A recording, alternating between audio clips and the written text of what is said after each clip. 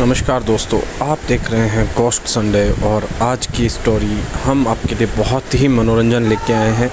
आप इस स्टोरी को सुनिएगा। अगर आप चैनल पे आ गए हैं तो चैनल पे आपको यहाँ पे मिलेगी हॉन्टेड पैलेस की स्टोरीज़, कुछ हॉन्टेड पैलेस, कुछ उनकी कहानियाँ और जो सुनी अनसुनी कहानियों की तरह आपको सुनना है और अपने मनोरंजन के हिसाब से उनको लेना है और आगे भूल जाना है।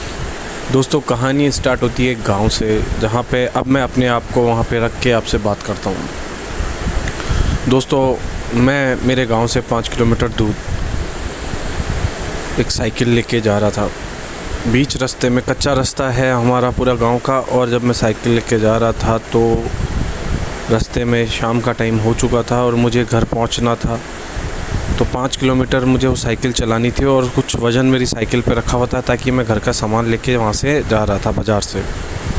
जैसे जैसे शाम होने लगी, टाइम निकलता चला और मुझे वहाँ पे जल्दी पहुँचना था, लेकिन मैं नहीं चल पा रहा था क्योंकि मेरी साइकिल पे बहुत ज़्यादा वज़न था। तो मेरे को साइकिल पकड़ के चलना पड़ रहा था। अब गाँव के पास में ही एक बरगद पीपल का पेड़ है दोस्तों, और वो इतना विशालकाय है कि उसकी 2-3 बीघा में तो उसकी जड़ें फैली हुई है और बहुत विशालकाय है। और उस पेड़ के बारे में इतना कहा हुआ है कि यहाँ पे कुछ गतिविधियाँ होती है।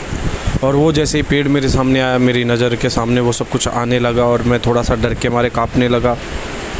धीरे धीरे मैं वहाँ से निकलने की कोशिश करने लगा, तभी अचानक मुझे उस पेड़ में हलचल नज़र आती है और पक्षी उड़ने लगते हैं और मैं काफ़ी डर जाता हूँ।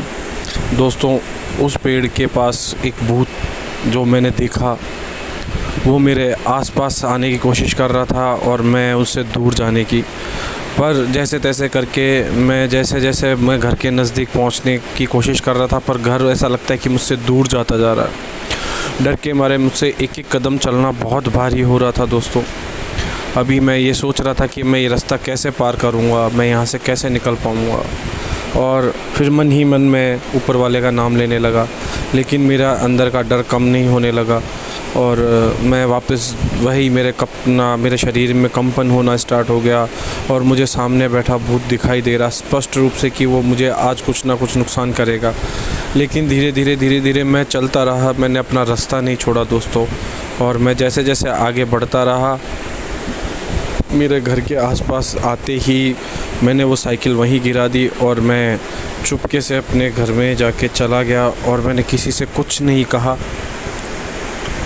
दूसरे दिन सुबह जब हम उठे तो मैंने सारी कहानी रात को घर वालों को बताई कि मेरे को ऐसा ऐसा दिखा। फिर उन्होंने मुझे कहा कि ये तुम्हारा एक बुरा सपना था, इसे एक बुरा सपना समझ के छोड़ दो।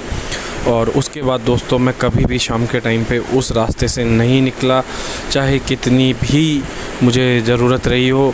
मैं हमेशा सुबह ही अपना काम निपटा के आ जाता था। और उसके बाद वो दिन मुझे आज भी याद है जब मैंने एक पेड़ पर भूत देखा। दोस्तों, आपको ये मेरी कहानी कैसी लगी मुझे कमेंट बॉक्स में करना और चैनल को सब्सक्राइब करना ताकि आपको ऐसी कहानियाँ रोज़ सुनने को मिले।